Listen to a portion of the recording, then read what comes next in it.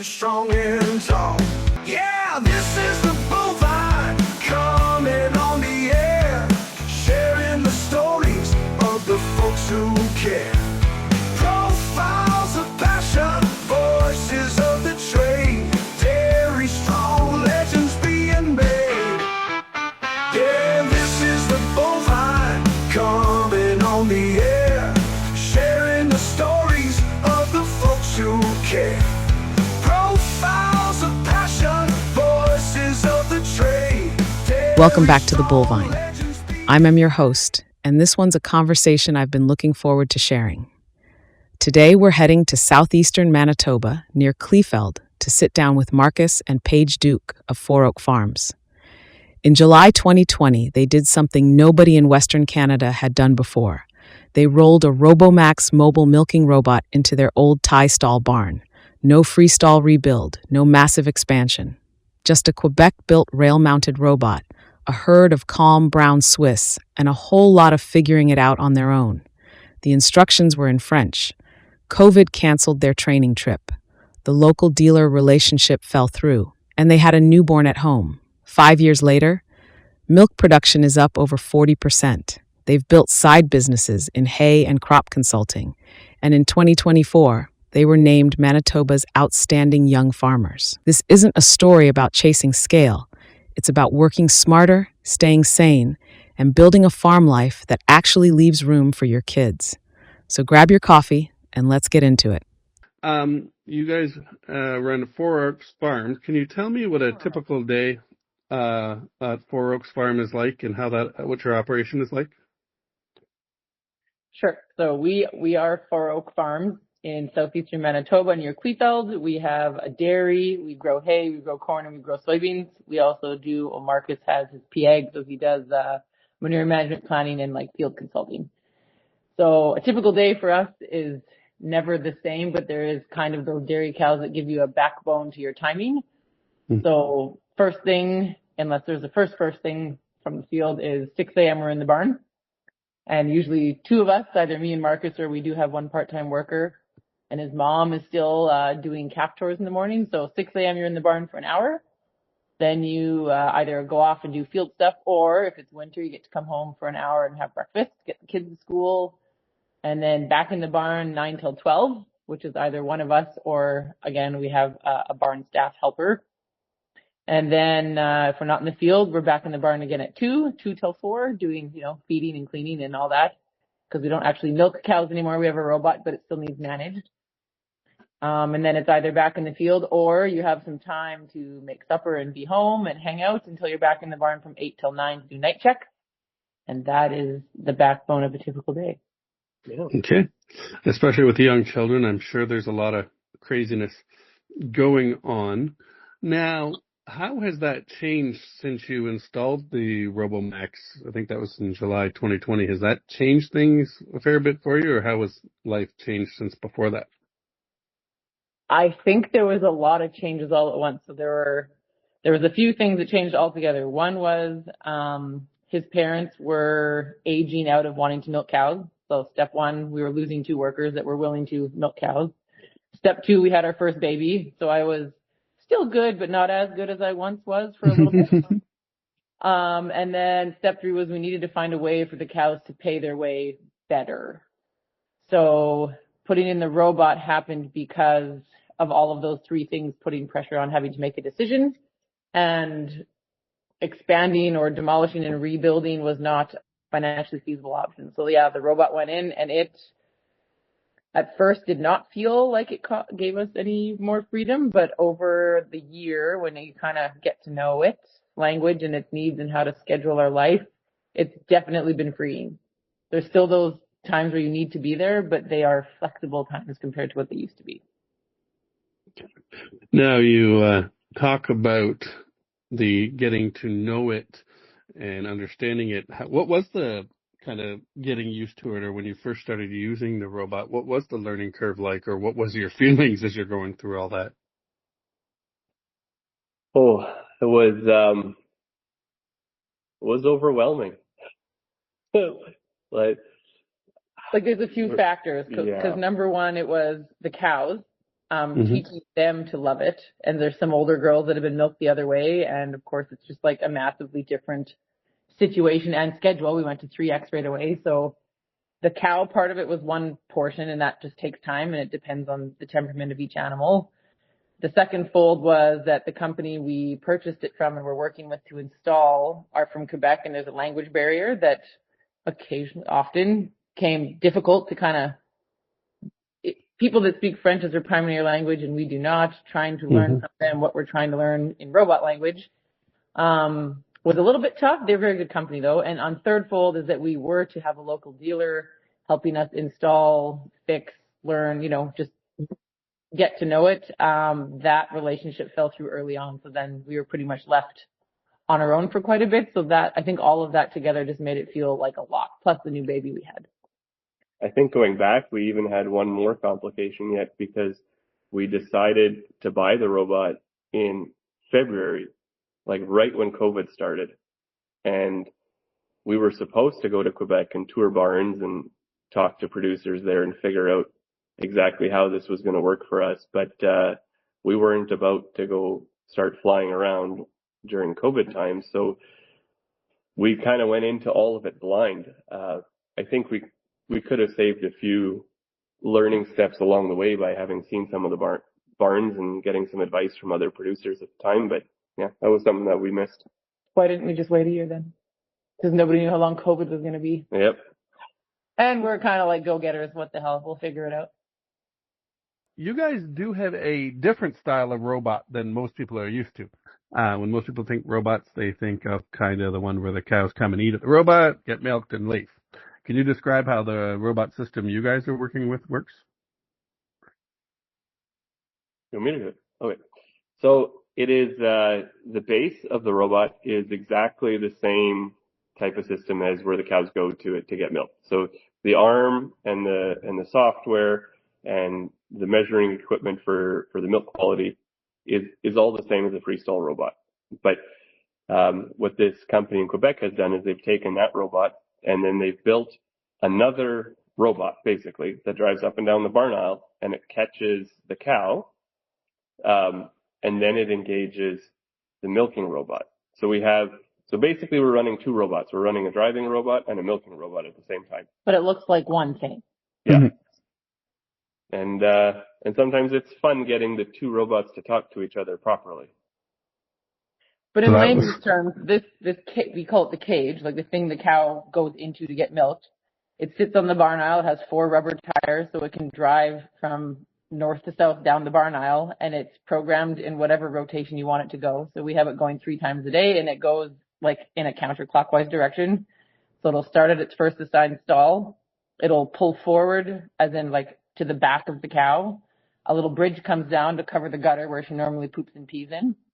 And then 2 rollers run along her body that are almost like a squeeze, like you put a cow in a squeeze to hold her neck. So they'll run along her body till they get in front of the point of her shoulder, and then it'll close around her neck and then slowly pull her back into the robot. So they have very long neck chains where they're tied to their head rail.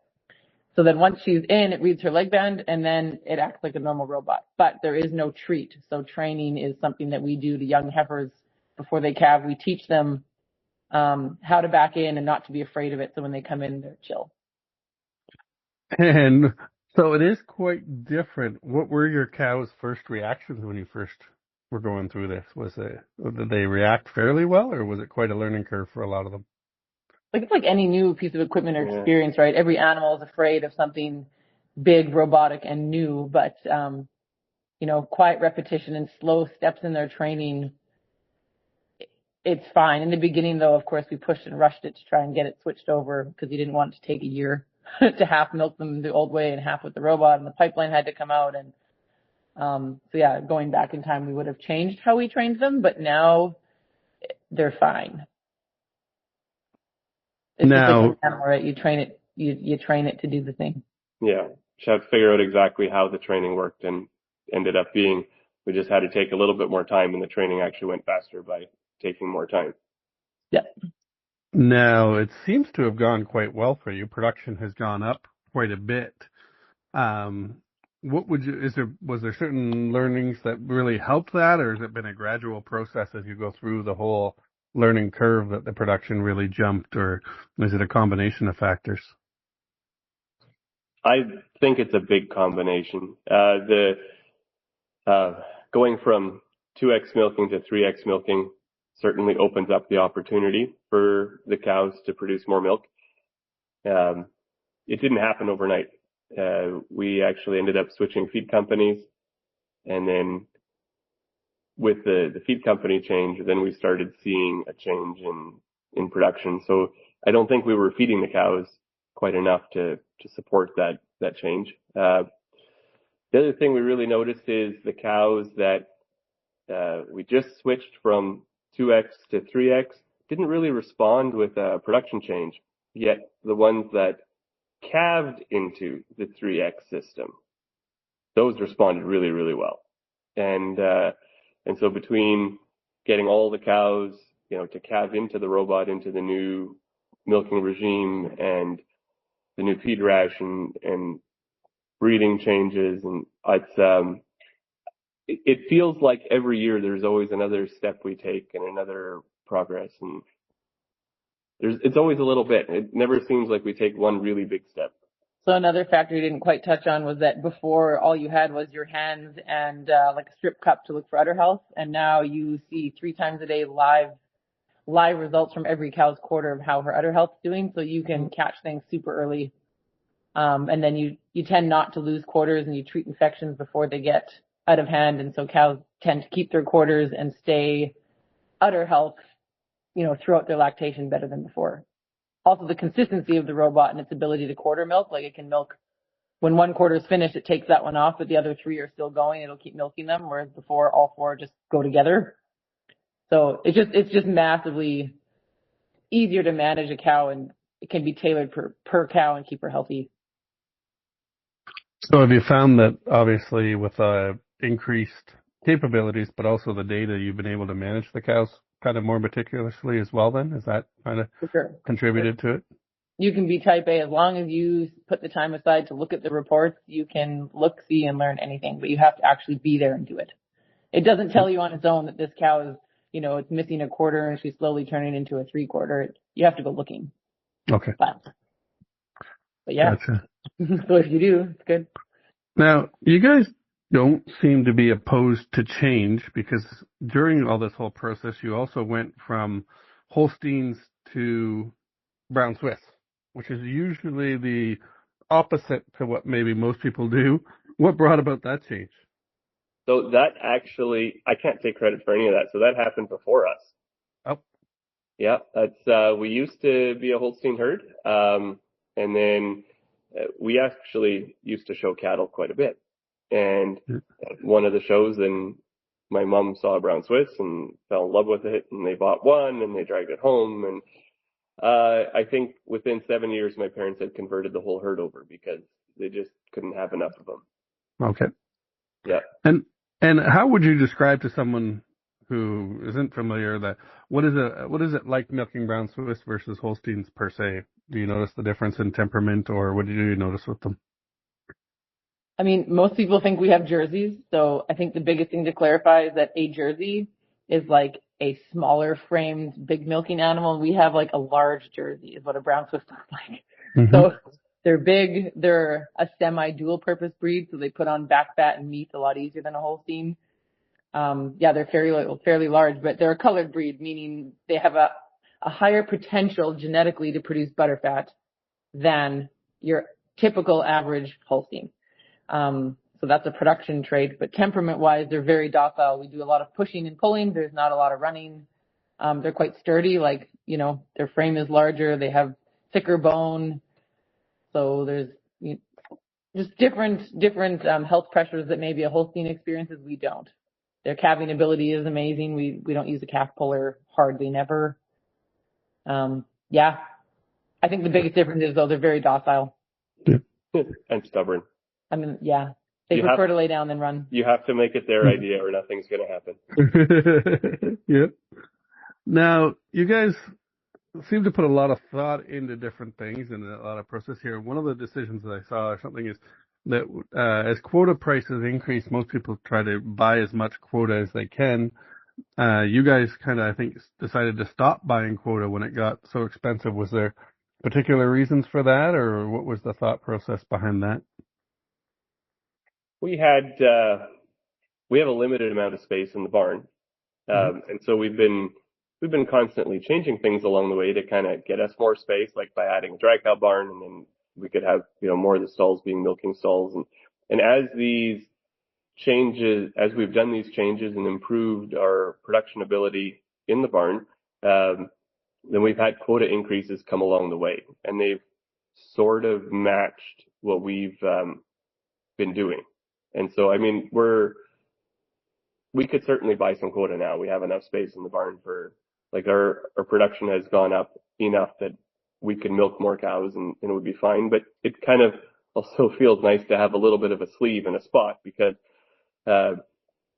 we often get incentive days in fall, right? When there's a shortage of production typically, then, producers are incentivized to produce a little bit extra to kind of fill the gap at that time. And having some stalls available in the barn to be able to fill that, it's kind of a great way to capture some revenue without having to put the money out for the quota.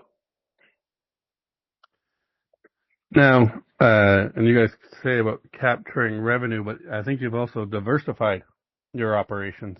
So, you operate on many hats, and one of them is the Four Oak Egg Solutions. Can you describe to me kind of the work you've been doing there and how that got started?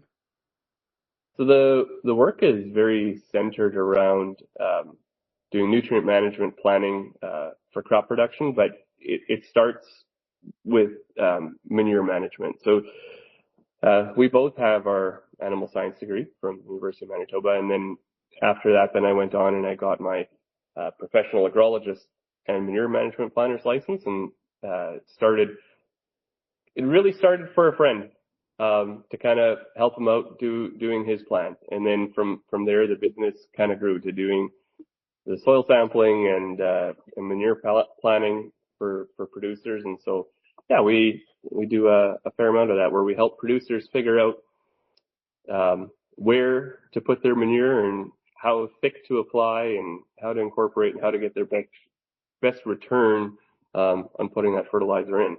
And then what additional commercial fertilizer they need to grow or to put in to achieve their yield targets that they want from the crops. And it seems like you guys do a lot of homework and research, or at least it seems like it, before you make decisions. Like you have kind of the different style robot, and then I think you even have a kind of a different style of hay baler that kind of processes them a little different. How did you even go about, like, what leads to finding these different things, and how did you even find that hay baler even existed? I think it's having the right friends. Yeah, it is a lot with who you surround yourself with. But that again was like 3 or 4-fold. Yeah. Aging generation before us didn't want to be hand bombing thousands of bales up into the attic anymore. We had a bale stacker that had parts that were breaking that were almost irreplaceable because it was older and couldn't find the pieces, or replacing it was astronomical. So we're like, how can we still find small packages to use in our tie stall, but not have to move them by hand every day in a tractor bucket?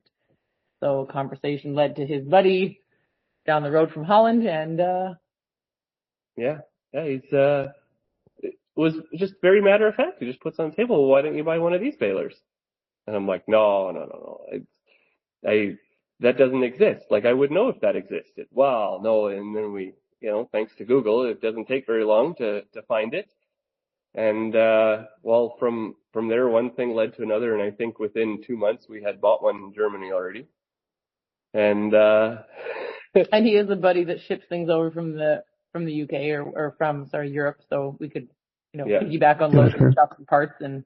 Yeah, no, it worked out really good. Yeah, we had found it in Germany, and my parents happened to be going there, on a trip anyways to visit family. And so I asked them to swing by and take a look at it. And, they called me back after and they said, well, we've got good and bad news for you. So, we signed the papers and you owe him this much money. Isn't that nice of them? Yeah. But on the long lines of that baler too, actually, we had been looking at ways to make more money per acre on the crop side of it without not just beans and corn, right? So once we once we switched to this baler, then we could, open our market to people that also didn't want to hand bomb small bales anymore in my horse community that I've grown up with, and we've kind of made more as we've started making these bales, and then recently purchased a bale dryer so we can make primo quality. So the whole thing it was a good decision, but it's just expanded the hay sales part of our business as well, and the quality we're able to put out. Yeah. Now you talk about the horse background, and you don't come from a dairy background, from my understanding. So, what got you into this, and how did you get So involved? one of your questions was coming from the city. I am not a city girl ever. I've been a small town girl my whole life. My parents were city slickers. So my dad was a printer and my mom worked for like CFS or something. And, but I was born wanting to be a horse, and then eventually I could get my own, but I had to pay for it. So I milked everyone else's cows and washed pig barns and gathered eggs and vaccinated chickens until I could pay for my own horse. So when I met Marcus, it was totally natural that I wanted, him, and a dairy was great, like bonus. Mm-hmm. So it wasn't hard.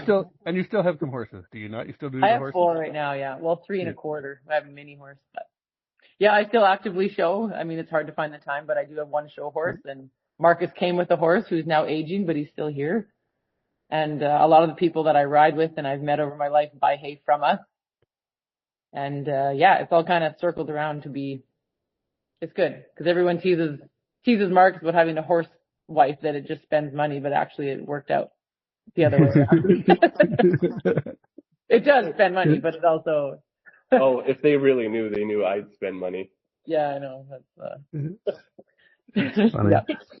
We had horses as a kid, and then they started stirring up the cows just before milking every day. So it wasn't long after that Grandpa decided that my mother's from a horse background as well, and it didn't mix well for us. So Grandpa had to get rid of the cows, or had to get rid of the horses, because he wasn't liking them being stirred up just before milking. Almost every day the horses were reliable at doing that. So Grandpa just needed to build another fence line so they weren't together, but not for me to say.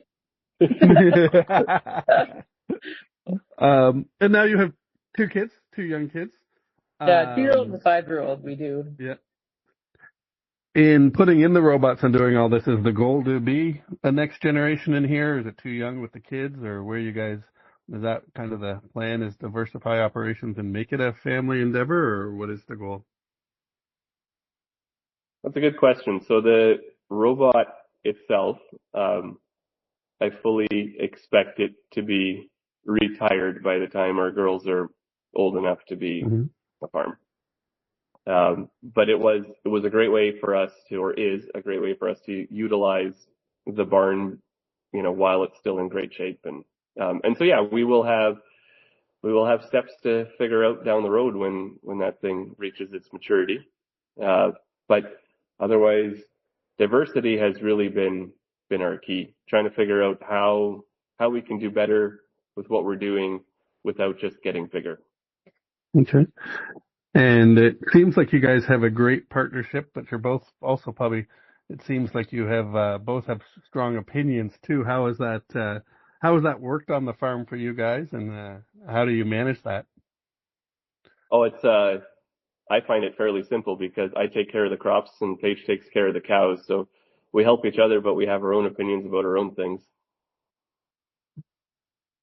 Yeah, no, I mean, to me, it's ideal. We can raise our kids here. We have a love-filled marriage and a business relationship. It's fine. Each wants the best for each other. So we make up for each other's shortfalls and support each other through the hard times in their sector of our business. And yeah, I wouldn't change it. I wouldn't say it's challenging because we don't tend to have opposite strong opinions on the same topic very often. Okay. Sometimes you need to hear the strong opinion too. It's also helpful. Yep. It's helpful to be challenged. And have you, like, dairy farming or farming is never easy. Have you guys had any significant challenges that have really tested you, or have you guys always found a way to kind of battle through? It's I don't think I wouldn't say that we've been challenged between us. Okay, so there is a quick answer to that actually. In the early days before we had kids. Okay. like starting to feel like a long time ago. But before we had kids, Marcus was supposed to be working like very part-time for a company doing manure management, like seed sales and dairy consulting and stuff. And that guy was really good. We're still very good friends with this company and the person, by the way, but taking more and more and more of his time until I also realized I was farming with his father. And I was like, okay, I signed up to do this with you. So if you're leaving me to do this with your dad, something's got to change because I'm not happy. And that was a little tough for me because I didn't have the person I wanted to be doing this with around, and for him because he also didn't want to be leaving when we're busy farming here and he's off to like tell other people how to farm. So in that little transition phase, getting him out of that job and back full time, I would say that was tough. Yeah. Almost forgot about it. So yeah. Okay, so we've moved on. It's working better now. Yeah. Then we had kids, and it was a whole different thing, but it was changes. as bad as that. When you chat with your parents, you guys have made a lot of changes. Do your parents do they get excited about all the changes you guys have made, or how has their reaction to all of this been? It sounds like they were also helped involved in making some of the changes. So I would say they're always supportive and excited to see the next thing. Especially if they don't have to pilot it or make decisions about it. Yeah. They're great at giving opinions and encouraging and, being there, but they are not going to be the ones making these decisions. That's for sure. But they love being part of it. Oh yeah. Yeah. Now, you talk about love being part of it, and it brings me back to the robot change. It had to be quite a learning curve, as we discussed. Was it a smooth learning curve? Has it been good? Like, if you were to do it again, would you do it in a heartbeat, or what have you learned with going through all that? I have no regrets with it. I wish I could have learned what I learned in the first year. I wish I could have learned that before I put the robot in, and that would have saved a lot of headache. So maybe shadow a farm that has one, for a couple weeks before you put in a robot. That would certainly be helpful. And what has you been like your learning curve? You talked about things you would have liked to have known beforehand so you could have managed it better or would do it differently. If someone else was installing one, what would you say to them? Like, the software is a lot to learn, and knowing where to look in the software and how to look for problems in cows or health events, or the system may be missing something, or I would say how to tell the robot to tell you what you want to see. It's very hard to tell it how to tell you what you want to see. Okay. It tell you. Yeah, without knowing what it can tell you. Yeah, it's like learning to totally just being dumped in a different country and you have to just figure it out. But on those lines, you got to know whether if you don't have a dealer in your area, you need to be prepared to learn a lot. But again, once you can be your own technician, you don't need to call anybody or pay the money. So it's just what are you willing to learn and how much time do you have to dedicate to it?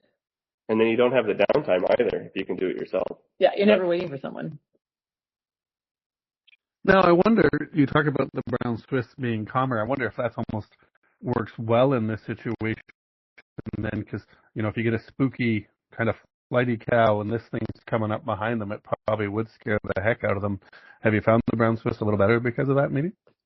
Maybe, but we certainly have ones that are spooky and flighty with that too when we start training. They just take longer. Typically it takes 7 days to teach a heifer to calmly accept, the robot, and the freaky ones might take 2 weeks, but not often. Now, according to my notes, you've had like a 40% production increase. So that doesn't come just by fluke. But you say it was multiple factors. Like you said, you switched feed, you changed the milking. What other things have you been kind of tweaking, or you continue to tweak to help increase your production? We've made big changes to calf management. So they're coming out, it starts right from the beginning, colostrum management, timely collection of colostrum, feeding them how we wean them, how we vaccinate them. Our transition, close-up calving cows are managed differently. so they come in booming. That's the goal. But it changes seasonally. Sometimes it feels like the wind blows a different way, and then you have problems. But just like everything around cow management has been tweaked and refined, and that's from the change that we did to our feed company and our vet, and just working with those two people together has made the cows capable of the production that we can get now. So it sounds like, well, you maybe don't spend as much time having to actually physically milk the cows. It does sound like you guys have spent a lot of time, learning the system, but then also using the system to help you improve. Would that be kind of accurate, or? Yeah. I'd say over the last, after the first 3 years of it being in, that our time having to really be in there is a lot. It's not as bad as it sounds. Well, and a lot of it, we can, I can be in a tractor and still look at the reports from the robot on my phone. Assuming there's GPS. Yeah, assuming the GPS works. And probably 90% of the time when it calls, you can actually log on to an app on our phone and fix it. Okay. Like, you don't need to go in there. And the reports are just like anything else. You're into feed, you sit down, you look at reports for 10 minutes, and you're done. Whereas those 10 minutes used to be, washing up or carrying machines cow to cow, that kind of stuff. So when I think of a traditional robotic farm, we always come to the conclusion of it doesn't change the number of hours that you work, but it probably changes the type of work you do, in the sense of they spend more time kind of managing the farm and less time being the grunt labor. Would you guys say this system is pretty much the same that way? Yeah, I think that the overall hours per day from before robot to now is probably the same. The biggest change for me is that it used to be every time when we milked, we had to have two people in the barn. It was always a two-person job to do the milking because we would milk and feed at the same time. And now we can do it as two people, and then the jobs just go faster. But the barn is now fully manageable as one person. Ends up being a long day, but you can do it. It was a way longer day when one person did it the old way. Oh, yes. Oh, yeah. Yeah. Now, is the goal to make it as manageable by one person, or is it the goal is to grow, or where do you guys sit on that? Is it in the big picture if you're looking at your next steps? I think looking at the next steps, it's kind of trying to figure out how to manage employees within our system, because my parents are aging, and so they're going to start slowing down, and the robot gives us kind of a nice ability to build like an 8-hour workday block for somebody to come and show up for a period, as opposed to showing up for a 2-hour milking shift and expecting to have, reliable people. And certainly there are people that do that, but they're harder to find. And is there a reliable source of kind of labor for you guys where you are, or is finding people to help is quite the challenge? I would say in our position right now, because we have kind of, I'd call it almost shift work, like they come and they go home for lunch, and they come and they go home for breakfast, and then the day's done early. We've had good success having kids right now. I don't want to say kids, but like young people that are still either in school or, don't want those 40 hours a week. If we start looking for a 40-hour weeker, I think it's going to be harder. So you're able to give that flexibility to someone quite a bit that way? Yeah, we haven't had to yet, but we know it's coming. So yeah, it's in the back burner. You just keep your ear to the ground for someone that would suit, because they'll definitely become almost like a member of the team. You need them to run the place like it's theirs. That's our goal, to find someone that really wants to belong and be a part of the team. And with the young people right now, it works great, but they're not filling the hours or doing the jobs that we'd expect from a full-time worker. So I think they're out there. You just gotta take your time and find the one that fits. Now, from my understanding, you guys are the first one with this style of robot in Western Canada. Have you had others who kind of said, hey, that's neat and consider it, or what has been the reaction to most of the people you work with or the neighbors? So we've had that reaction a few times, and usually it was fairly quickly followed by, but I'm only interested if there's going to be a dealer close by. Yeah. because most of the people that we've talked to are not, they're not literate in robotics, and they don't want to become literate in it. So it's certainly something different.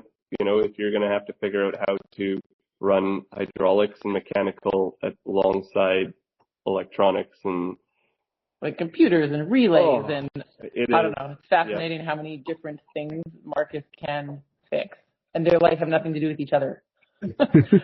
I had a small heart attack when the robot showed up and they opened up the control panel, and all I saw was like wires and relays and oh my goodness. It is a very overwhelming picture when you look at it from afar, but you know what, farming's like that in general, so you have to break it down and learn it in pieces. Just like no one gets a university degree in a week, so it's going to take time and dedication, and I don't know. The rewards are great, but yeah, it's a scary start.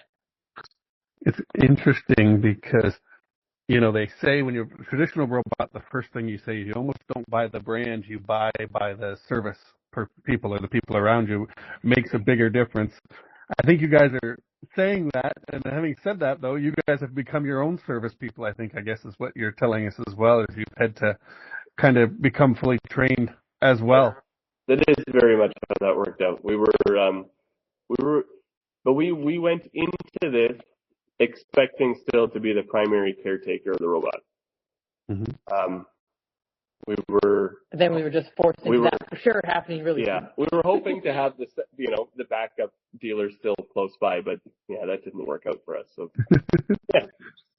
Now, you both do come from university science backgrounds. Do you think that helped, at least to show the willingness to kind of go through all this learning process, or has that not helped, or how would you describe that part? Oh, I'd say it helps. I don't know. University is definitely a bit of a force yourself through it because you want the paper. So it also teaches you how to think a little bit differently. So, like we found with our degree that it's really taught us not always the answer, but how to find the answer or prevent the situation, because there are, you got to trace back and just think deeper, bigger. Yeah. And you guys obviously have done that. I think every decision I would come across here, it looks like you've applied that process to most everything. Is look at it a little differently and really, really think about either how do we prevent it or how do we solve it. So that's very impressive. And I think that contributed greatly to your Outstanding Farmer Award. So congratulations on that. How did you find out about that, and what does that mean for you guys? Yeah, thank you. How do we find out? I think you get an email. I don't even remember.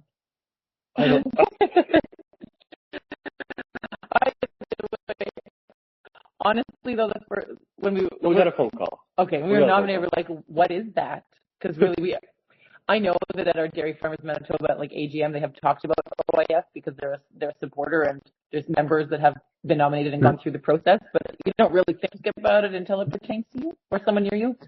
So it was a little bit also investigating what is it, and that's kind of cool, and also what's now involved, and it was kind of a lot, but also an excellent exercise to go through. As far as like personal growth and deep questions about your business and yourselves, it was cool. And did it cause you to rethink any things about your business when you look that deep into it, or they usually can help you improve even just by going through the process? They force you to look at things you wouldn't. So, yeah, we were nominated once before. Pre-kids, very young. Yeah, we were very young. And we had basically just taken over the farm and we're running it at the moment just the way my parents had run it, and hadn't really put much thought into a lot of the things because we were just focused on getting the running of it figured out. Also, you were smart because you were working as a PA, so you weren't here enough to dedicate time to it. So then you have to go through, there is a whole list of questions that you have to go through and answer, and you really have to dig deep and figure it out. And throughout that process, we left our accountant, we left the bank, and we changed lawyers. Okay. Yeah. Because you just hadn't looked in those areas yet, right? Hadn't hit the radar, and yeah. And so it really pointed out to, we need to change these. Like, really bad. Okay. Wow. So it was very eye-opening for you, that process. Um, what are the things that you're working on improving now, or what are the things that has caught your attention that you need to still improve or want to take to the next level? I think that being smart financial managers is a big part of it. Like which loans to grab, when to buy, when not to buy, what to buy, which decisions are sustainable and aren't, just in that, whatever you want to call that. Yeah. I don't know. I kind of think we're sitting in a bit of a happy spot right now, and we're just waiting to seize an opportunity. We're not really chasing one yet. We'll see what happens. Like this year, sure. Do you find yourself kind of oogling new technology when you see stuff come out, or is it more just? For me, yes. I'm always quite aware of what's all going on. It's interesting, and a lot of the times I'm able to find ways of some of the new stuff, like maybe some of the elements of the new stuff that I think is really cool, and I can find a way to integrate it into what we're currently doing without having to go and switch stuff. Okay. Are you always kind of reviewing the whole process now, especially that you've gone that in-depth thing? Is it kind of a thing you guys want to continue to do? Does that always be kind of refining? It's a great theory. I'm not sure if we always have the time for it, but it's nice when you're forced to sit down and take the time for it. Yeah, we're on our own now, but yeah. And now that you're on the hook and you're in the Canadian dairy system, is there things that you love about the system, things you'd love to change about the Canadian dairy system that you guys work in? I saw that question. I was like, I don't know. I mean, supply management does ease a lot of stress if you watch our fellow dairy farming human beings. Mm-hmm. If that stays implemented, that would be amazing. On a smaller scale of changing things, I wish that for us, we strive for excellence. And if that was either maybe not so much rewarded for our efforts, but if those that don't meet the excellence criteria, especially with animal care, if they were a little bit, there was like a stiffer law for that type of thing to eliminate it. But again, people want to drink milk and we need milk, so it's hard to police too hard. And yeah, I mean, along with the excellence that we strive for in the quality, we'd love to be able to sell raw milk. Mm-hmm. That would be in our corner. There would be a massive market for it. I mean, there's a lot of let's call them homesteaders. They want to make their own cheese and their yogurts, and there's health benefits floating around. And yeah, we would, with such a small dairy, being able to manage like our bacteria count super low, we would quality wards frequently. It would be a neat thing to be able to do. Yes.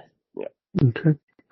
Now, I asked this question. I wonder, because I think about when you guys have the robot system you have, and you talked about the quality of animal care. If you're not milking the cows as much, do you find that you still get a favorite cow? Do you have some favorite cows on the farm, and what certain ones stand out if they do? I mean, I've been through many favorites, but the number one way to be a favorite is to go unnoticed. So, no repro issues, no udder issues, and then to hit 5 or 6 plus lactations definitely puts you in my good book. So currently, my favorite is 4 Oak Fat Tigger, and she was out of a cow named Twinkle, who was my previous favorite. Her head is actually the one on our emblem. Okay. Yeah, she just milks big. She's on 4 quarters. She gets pregnant. She calves easy. I just know nothing much about her, and she's just a sexy cow.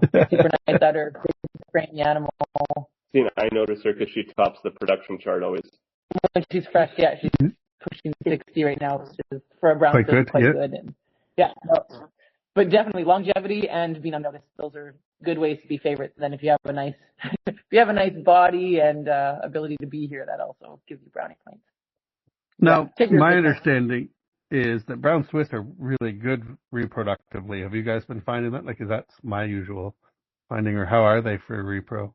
I don't know if I would say that. I would say that they're very good at parity. Like, they're very good at having babies, like, come out of their body. Yep. As far as repro, I think they fight the same issues as everybody else. Yes. Minus the fact that they don't tend to lose body condition like a Holstein. They tend to milk their back fat off and have metabolic problems from that. We don't fight that often because they have a little more meat all the time, so there's some reserve. But Yeah, I think we fight the same issues as everybody else. They're just a little bit not quite so Ferrari-like, they have a bit of breathing room as far as body position goes, which is directly related to repro. Now, you guys seem to have a lot of diversified interests. What is it that you love most about dairy farming, or what is it about this that has you guys hooked in this area? I don't have to drive to work for 40 minutes. We can take our kids to work. Yeah, take your kid to work day every day. We come home for lunch. Yeah. Mm. Yeah, we're working for ourselves and not for a company that I either mildly believe in or don't believe in. Like, the whole thing is, I believe in it. I like the work. Don't need a gym pass. There's just a lot of benefits. Okay. And if you had to describe to someone kind of in an elevator pitch or a short thing, how would you describe your farm and what you guys do? I don't know an elevator pitch. I would say on our farm, we honestly have asked ourselves the question, what are we working for? Like, are we working to put more hours in, to buy another thing, to buy it, to be bigger, to do this more? Or are we working to enjoy each other and our time and what we do? And I think we've very much settled in, we want to spend time with each other and as a family and enjoy life, see the fall, smell the breeze, stop to smell the roses. So that's, we work smart and we work hard, but it's all so that we can enjoy life and not just chase that never ending growth that ends up making you lose the joy of what this business really involves.